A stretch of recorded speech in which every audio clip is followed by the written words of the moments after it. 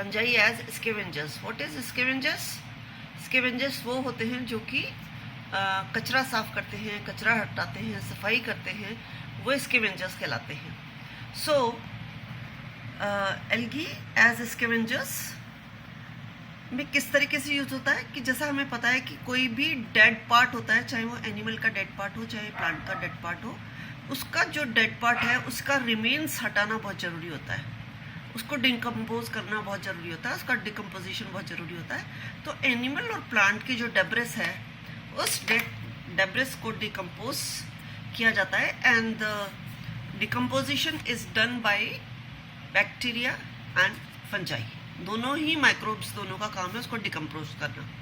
और डिकम्पोज जब ये कर देते हैं तो डिकम्पोज जो मटेरियल है वो ये है कि बेसिकली प्लांट और एनिमल जो होता है वो ऑर्गेनिक सब्सटेंसेस का बना हुआ होता है.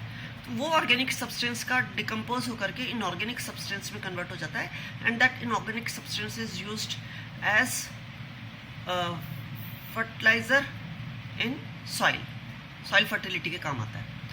और इस डिकम्पोजिशन के प्रोसेस में एनर्जी रिलीज होती है, कार्बन डाइऑक्साइड रिलीज होती है and that carbon dioxide that is released is used in the process of photosynthesis. ये कार्बन डाइऑक्साइड जो इसमें इस प्रोसेस में रिलीज हो रही है, इसमें से वो फोटोसिंथेसिस के प्रोसेस में काम आ रही है. तो फोटोसिंथेसिस हमको एनर्जी देती है. तो ये देखिए दो तरीके के फायदे हो गए. एक तो डेब्रिस हटी, दूसरा वो डिकम्पोज हुई जो कि उसने सॉइल को फर्टिलाइज किया, और तीसरा कि एनर्जी मिल रही है फोटोसिंथेसिस के थ्रू. और एनर्जी कैसे मिल रही है? क्योंकि कार्बन डाइऑक्साइड जो रिलीज हो रही है वो यूज हो रही है फोटोसिंथेसिस में, और फोटोसिंथेसिस जो प्लांट का है वो फूड मटेरियल है सबके लिए. ठीक है. अब इसके बाद अगर ये नहीं हो तो क्या होगा? ये अगर नहीं हो तो अक्यूमुलेशन होता जाएगा डेड मिनरल्स का, डेड एनिमल्स का, प्लांट्स का, डेड एनिमल्स का और प्लांट्स का अक्यूमुलेशन होता जाएगा. तो प्लांट के ऊपर डेड पार्ट का इकट्ठे ही होते जाएंगे, इसलिए इनका रिमूवल इज अ मस्ट. और रिमूवल कौन करता है? फंजाई और बैक्टीरिया. एसिडिक सॉइल्स जहाँ होती हैं वहाँ एसिडिक सॉइल्स में बैक्टीरिया की एक्टिविटी स्लो होती है. एसिड कंटेंट में जब जहाँ एसिड होगा वहाँ पे बैक्टीरिया की एक्टिविटी हमेशा स्लो होती है. तो bacterial activity slow where soil is acidic. अगर सॉइल एसिडिक है उस केस के अंदर कौन काम करेगा? फंजाई काम करेगी. क्या काम करेगी? डिकम्पोजिशन का, क्योंकि बैक्टीरिया का काम कम हो गया. बैक्टीरिया नहीं काम कम कर पा रही तो कौन काम करेगा? फंजाई. और फंजाई की सेप्रोफिटिक एक्टिविटी, डेड के ऊपर काम करना. सेप्रोफाइट्स वो होते हैं जो कि डेड के ऊपर काम करते हैं, डेड एनिमल्स पे, डेड प्लांट्स पे. तो सेप्रोफिटिक जो फंजाई है वो डिकम्पोज करती है उस एसिडिक सॉइल को, और वो डिकम्पोज जब करती है तो कॉम्प्लेक्स ऑर्गेनिक सब्सटेंस जो होता है वो कन्वर्ट हो जाता है सिंपल इनऑर्गेनिक कंपोनेंट्स में. और ये इनऑर्गेनिक कंपोनेंट्स क्या करते हैं? सॉइल की फर्टिलिटी को बढ़ाते हैं. Okay. Now next point is biological control.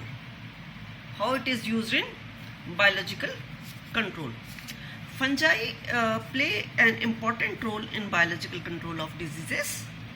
For example, I have shown here this Trichoderma lignorum. This suppresses the growth of root rot fungus. Root rot fungus किसके द्वारा होती है? पाइथियम के द्वारा. And the growth of Rhizoctonia solani can be checked by Penicillium vermiculatum. Penicillium vermiculatum. And along with Penicillium vermiculatum, one more is fungi is there, that is Rhizoctonia or rhizae. Okay. Now next is Gylocladium. This Gylocladium roseus is used to control Sclerotinia disease. This is used to control Sclerotinia diseases. And Trichoderma herzianum. This is used to control blight of tomato and peanuts, which is caused by Sclerotium rolfesi.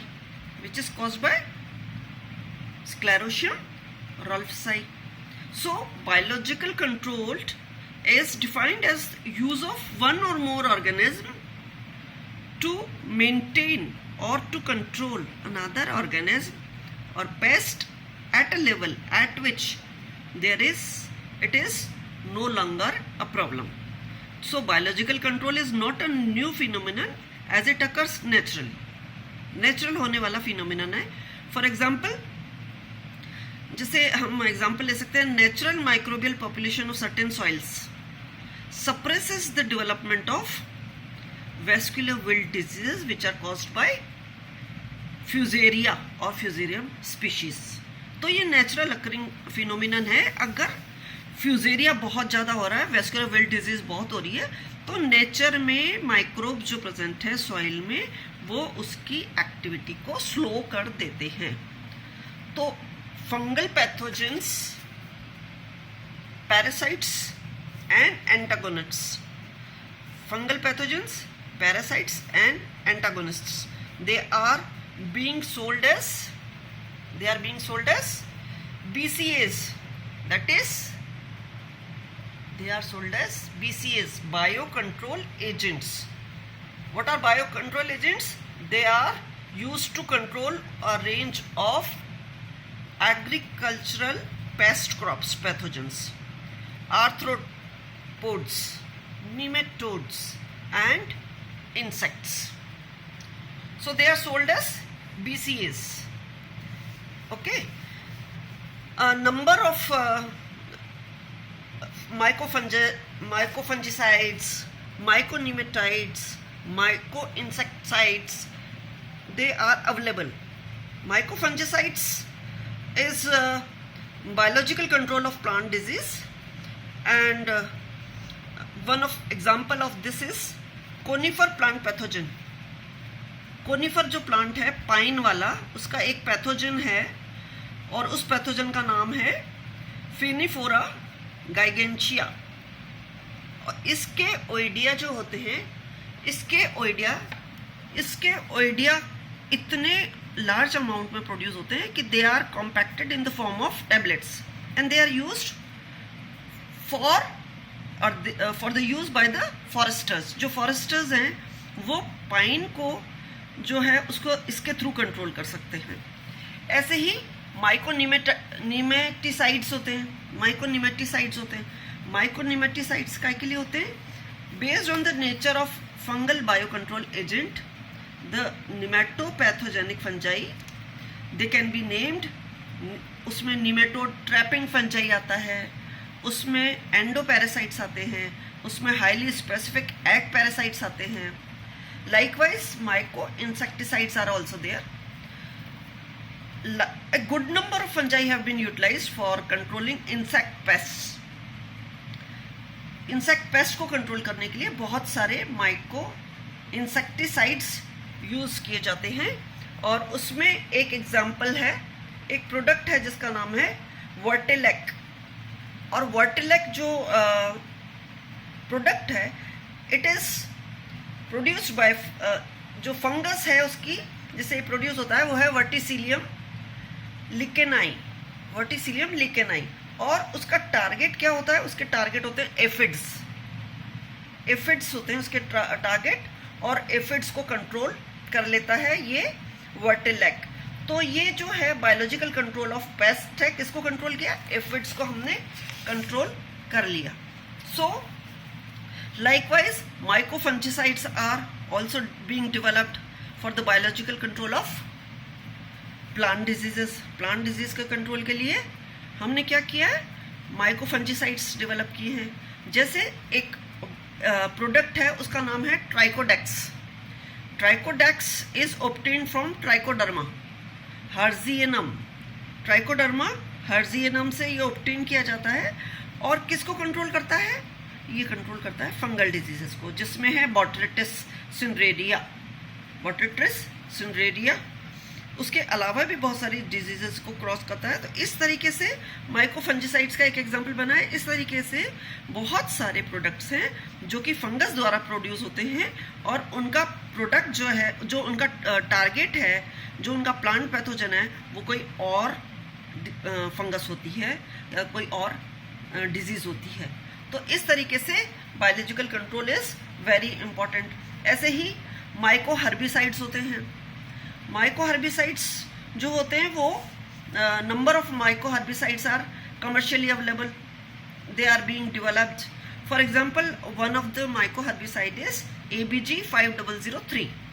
ABG 5003 is produced by the fungus Cercospora rhodmanii. Cercospora rhodmanii के द्वारा produce होता है ABG 5003. और ये किसके control होता है? जैसे हमें पता है कि वाटर हाइसिंथ जो होता है वो एक बहुत बड़ा न्यूसेंस है, जलकुंभी जिसको हम कहते हैं. तो आइकॉर्निया की क्रेसिप्स स्पीशीज को कंट्रोल करने के काम आता है. तो ये जो है इस तरीके से जो चीज़ें वैसे कंट्रोल नहीं हो रही, they are commercially controlled on large scale by using myco herbicides, myco fungicides. So this is biological control is very important. इस प्रोसेस में क्या होता है कि जो फंगल पैथोजन होता है वो बहुत इंपॉर्टेंट रोल प्ले करता है बायोलॉजिकल कंट्रोल में. और ये क्या कर रहा है कि जो भी उसका अगेंस्ट टारगेट है उसके ऊपर वो उसका रिडक्शन कर देता है, चाहे वो वीड हो या वो कुछ और हो, वो उसको ख़त्म कर देता है, चाहे वो पेस्ट हो. इसकी दो अप्रोचेज होती हैं. फर्स्ट अप्रोच में क्या होता है कि जो क्लासिक टैक्टिक अप्रोच कहलाती है, इसमें हम क्या करते हैं, introduction of foreign plant pathogen use किया जाता है. फॉरेन प्लांट पैथोजन को ला करके हम इंट्रोड्यूस करते हैं कंट्रोल के लिए. और सेकेंड अप्रोच जो है उसके अंदर बायो हर्बिसाइड टैक्टिक अप्रोच है, जिसमें क्या होता है कि डेवलपमेंट ऑफ एंडेमिक, वहीं उसी एरिया का pathogen, development of endemic pathogen को यूज़ किया जाता है. और वो it is used as microbial weed killer, जिसको हम कहते हैं बायो हर्बिसाइड्स. ये जो बायो हर्बिसाइड्स हैं ये पैथोजन जो है they are multiplied in vitro. In vitro मतलब they are artificially multiplied, artificial conditions के अंदर लैब में they are multiplied and applied as herbicide. उनको हर्बिसाइड के जैसे अप्लाई किया जाता है. तो individual wheat plant is infected और inoculated with that infectious propagules. इस तरीके से इसको कंट्रोल किया जाता है. फॉर एग्जाम्पल, एक एग्जाम्पल हम ले लेते हैं. जैसे हमने यहाँ पे लिख रखा है कोलिटोट्राइकम. कोलिटोट्राइकम की ये स्पीशीज है ग्लियोस्पोराइडिस. ये जो स्पीशीज है ये अटैक करती है एरिक्योथोबियम पे या